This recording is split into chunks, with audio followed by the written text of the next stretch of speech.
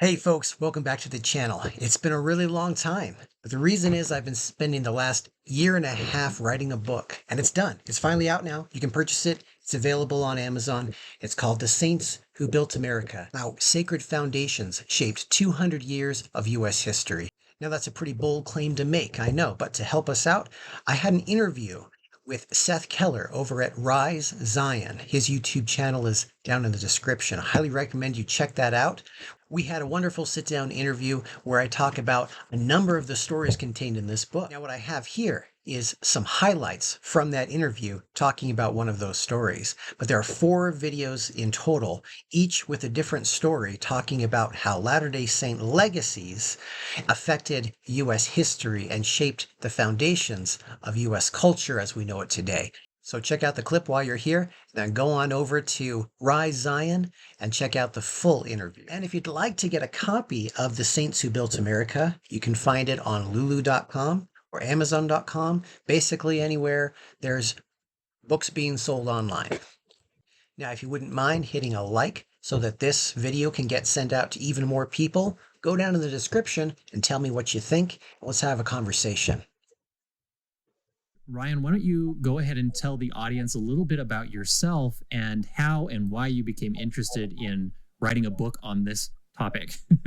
We have this understanding in our gospel, in our faith, that God is doing a marvelous work and wonder amongst all the people of the world. And well, how is it manifested? And additionally, we have doctrinal scriptures that refer to things like, by their fruits you shall know them. Who are the true followers of Christ, and how will you really recognize them? That brings into our conversation the legacy of the Latter-day Saints. Now, what do I mean by that? We have a profound history, and many Latter-day Saints know at least some of the story. But what they don't tend to know, and by extension, the majority of the nation doesn't know, how these events in our Latter-day Saint legacy have impacted the rest of the nation. Elder Bednar gave a very nice talk called In the Path of Their Duty, I believe it was. And it referred to how the saints and the pioneers were very humble in all that they did and aren't well known for all the things they did.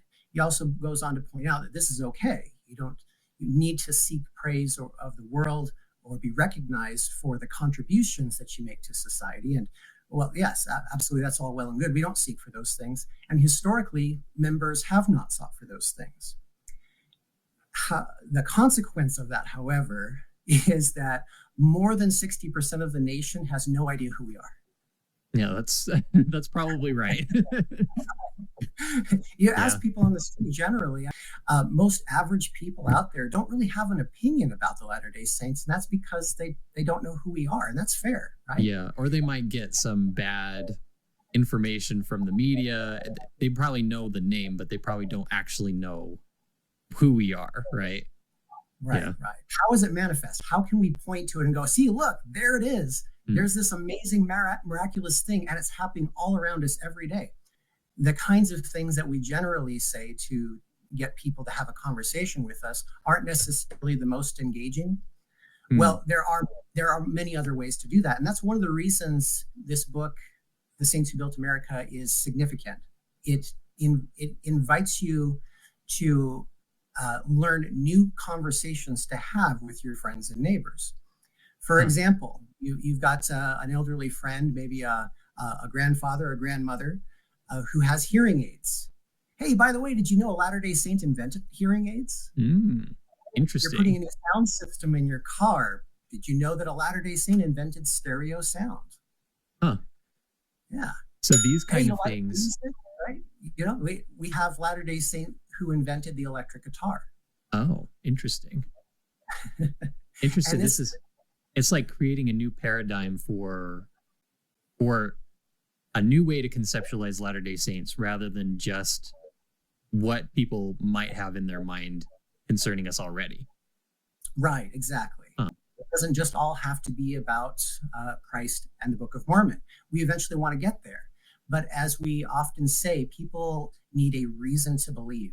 So what is that reason that we're giving them? What are we engaging them with that they're actually going to be interested in? They're going to say, wait, that's actually kind of interesting. I'd like to hear more about that. I want to understand this more.